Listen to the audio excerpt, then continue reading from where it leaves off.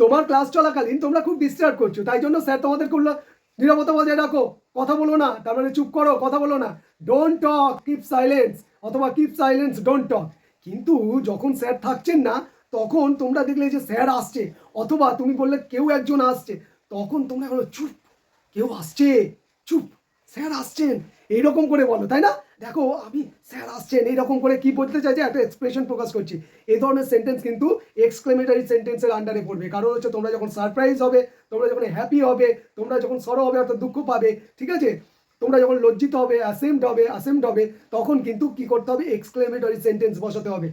এক্সক্লেমেটরির জন্য exclamatory mark আছে, দেখতে পাচ্ছ এখানে, চুপ করো আছো, তার জন্য তোমরা করেছিলে কি, কিপ সাইলেন্স, ঠিক আছে।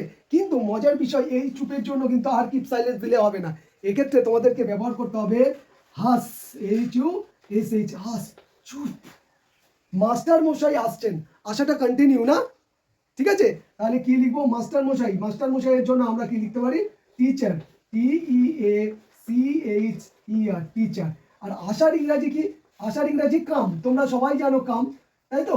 কিন্তু আসছেন, আসছেন মানে কন্টিনিউয়াস টেন্স, তাই জন্য এর সাথে আইএনজি যোগ করতে হবে, তখন কি লিখতে হবে, COMING, কামিং।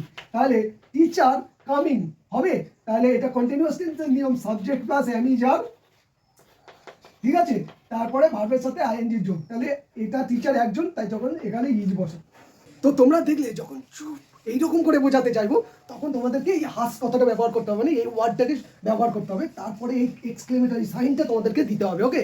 আচ্ছা, একইভাবে চুপ, কেউ একজন আসছে, হাস, সামওয়ান ইজ কামিং, ওকে, এইরকম করে তোমাদেরকে লিখতে হবে। চলো তোমাদের জন্য একটা এক্সারসাইজ দিয়ে দিই। চোরেরা যেমন বলে না, চুপ পুলিশ আসছে, তাহলে চুপ পুলিশ আসছে, এটার ইংরাজি কি হবে তোমরা কমেন্ট বক্সে লিখে জানাবে। Till then, take care of yourself, bye bye, see you in next video.